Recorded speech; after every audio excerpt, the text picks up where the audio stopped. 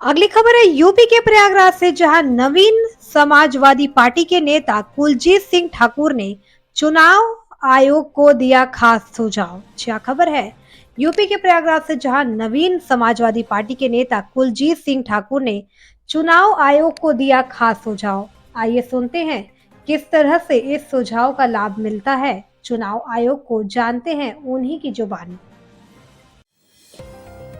नमस्कार, आप देख रहे हैं फास्ट न्यूज इंडिया। और जैसा कि वोट को लेकर दो विचारधाराएं इस समय हैं, या तो बैलेट से करा दिया जाए या फिर ईवीएम से, लेकिन तीसरी एक विचारधारा उभर कर सामने आई है। उस विचारधारा में है मनी ट्रांसफर की तरह भी वोट को भी ट्रांसफर किया जाए। इसके बारे में हम बातचीत करेंगे। आपके क्या विचार हैं? नमस्कार। देखिए, मेरी पार्टी है नवीन समाजवादी दल। भारतीय जनता पार्टी को मैंने समर्थन दिया है, गठबंधन में मैं हूँ। पिछले दिनों चुनाव आयोग ने सारी पार्टियों से सुझाव मांगा था। जो लोग कहते थे कि ईवीएम से हो, कुछ लोग कहते थे ईवीएम से ना हो, लेकिन मैंने अपनी पार्टी के माध्यम से ये चुनाव आयोग को अवगत कराया है, एक ड्राफ्ट दिया है कि आधुनिकता की तरफ हमारा देश जा रहा है। तो इसमें जिस तरीके से मनी ट्रांसफ़र होती है, पैसे को ट्रांसफ़र किया जाता है मोबाइल से, इसी तरीके से हमारे वोट को ट्रांसफ़र किया जा सकता है।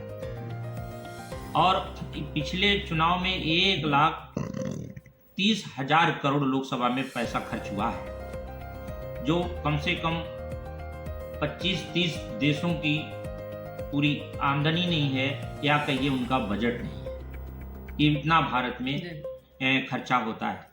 अगर मैंने जो ड्राफ्ट दिया है इस पर चुनाव आयोग काम कराता है, तो ये 1,35,000 30,000 करोड़ रुपया बच जाएगा। और जो कर्मचारी इसमें लगे रहते हैं 5 बार डलवाने में वोट, या 4 बार 3 बार जो शिफ्टिंग में होता है, उसमें हमारे लाखों लोग इन्वॉल्व रहते हैं। वो पूरी तरीके से सुरक्षित रहेंगे, उनको कोई इस तरह के काम नहीं। क्या लगता है ये बहुत सुरक्षित है? ये सफल हो देखिए, सकता है? मैं बोल रहा हूँ कि जिस तरीके से हमारा पैसा ट्रांसफर होने में कोई गड़बड़ी नहीं होती है। 10 रुपए की धनिया खरीदेंगे तो भी हम मोबाइल से ट्रांसफर करते हैं। तो जैसे पैसा ट्रांसफर 100% है। और माननीय प्रधानमंत्री जी हमारे मोबाइल पे कैशलेस की बात भी करते रहते हैं। तो इसी तरीके से हम चाहते हैं कि वोट को उसी तरीके से ट्रांसफर किया जाए। इसमें उदाहरण के लिए मैं बता रहा हूँ, जैसे एक बैंक की जो शाखा है, तो उसको शाखा के रूप में हमको विधानसभा मान लेना है। जैसे 325 शहर उत्तरी है, तो 325 डालेंगे तो शहर उत्तरी आ जाएगी। उसमें 10-11 कैंडिडेट जितने लग रहे सबके नाम आ जाएंगे। तो हमको जैसे कमल पे डालना है, तो हमने कमल का कि जब दबाएंगे बटन, तो ऑप्शन आ जाएगा कि आप किस चीज़ से डालेंगे। जो चुनाव आयोग ने 2-3 चीज़ें बताई हैं, जैसे आधार है और हमारा वोटर आईडी है, बैंक कार्ड, जो भी आ जाएगी। तो आधार से डालना है, आधार क्लिक करेंगे तो उसमें ऑप्शन 4 आएंगे।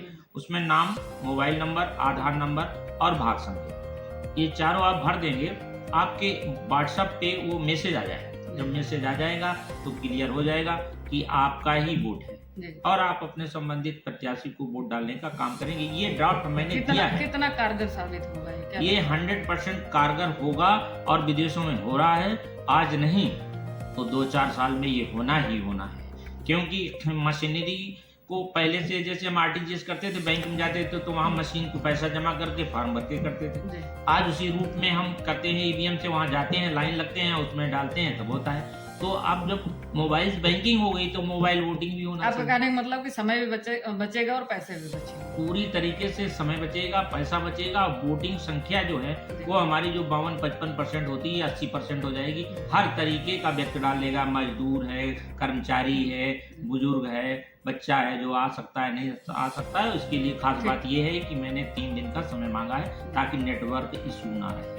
इस पर ध्यान देना चाहिए, और मैं चाहता हूँ कि सरकार और कोर्ट और ये सारी एजेंसियां इसको ध्यान दें और इसको करवाएं। ठीक, परिचय। मैं कुलजीत सिंह, राष्ट्रीय उपाध्यक्ष, नवीन समाजवादी दल, उत्तर प्रदेश।